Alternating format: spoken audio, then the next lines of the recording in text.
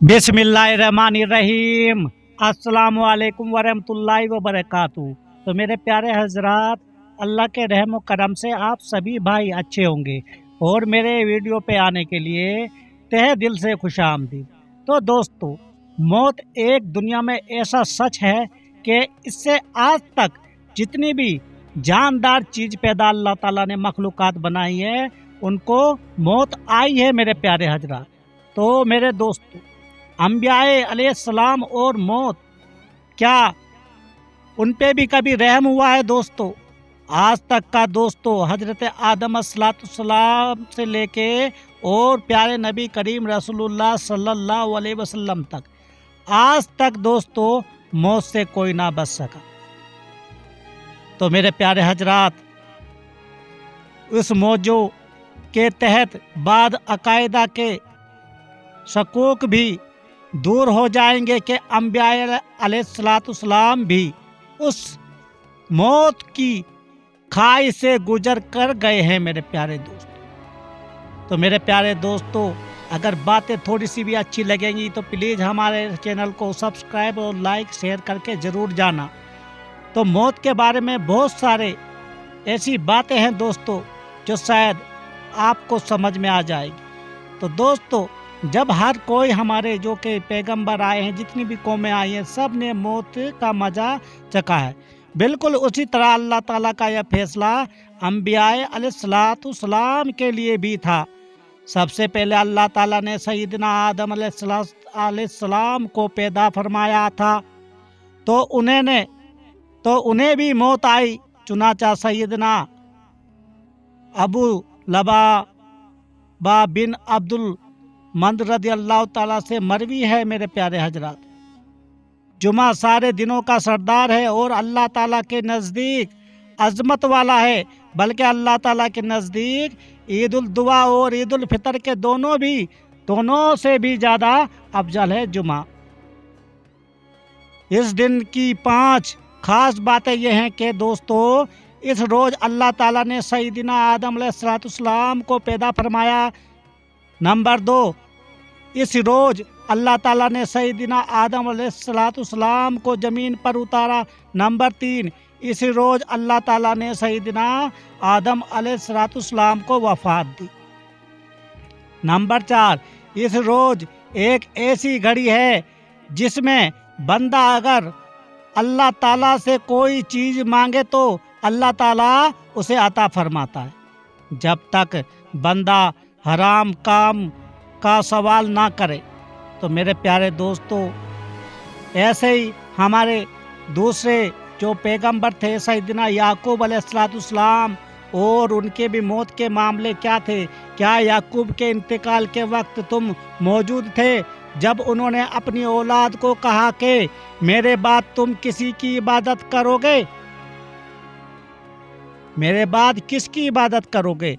तो सब ने जवाब दिया कि आपके माबूद और आपके आबाओ व अजदाद इब्राहिम और इस्माइल और इसहाक के माबूद की, जो माबूद एक ही है और हम उसी के फरमान बरदार रहेंगे।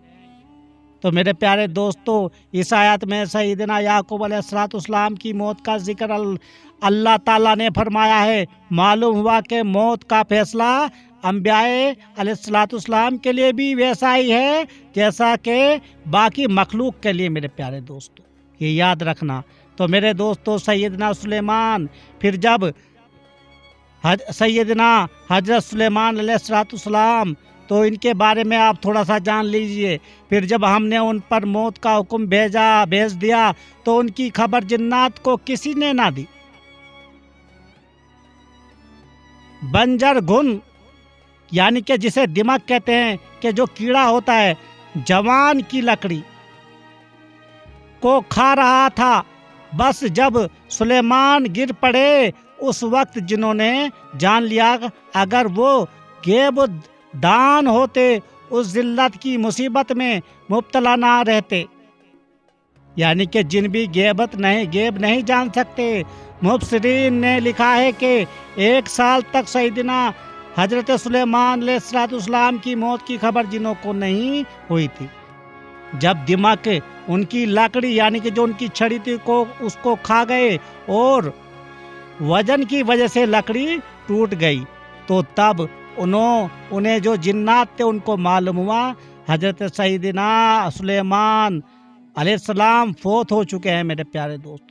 تو ہمیں چاہیے کہ ہم بجائے اس کے دنیا لوگوں کے دھوکوں اور فراڈ میں مبتلا رہے ہیں، آخرت کی فکر اور موت کی تیاری کرنی چاہیے میرے پیارے دوستو، تاکہ اس کے بعد آنے والے مراحل میں آسانی ہو جائے۔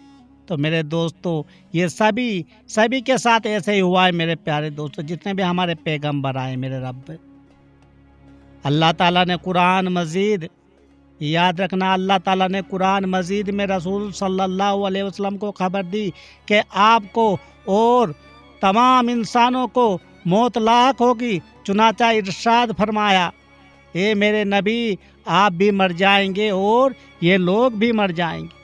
موت اللہ کے نبی صلی اللہ علیہ وسلم پر بھی آ کر رہی۔ صحابہ اکرام رضی اللہ تعالیٰ نے وہ کیفیت بیان کی ہے میرے پیارے دوستو کہ کس طرح آپ پر موت کی سختی طاری ہوئی۔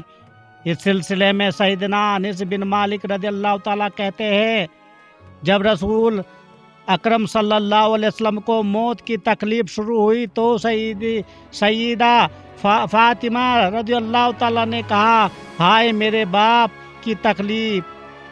تو رسول اکرم صلی اللہ علیہ وسلم نے فرمایا، آج کے بعد تمہارے باپ کو ایسی تکلیف کبھی نہیں ہوگی۔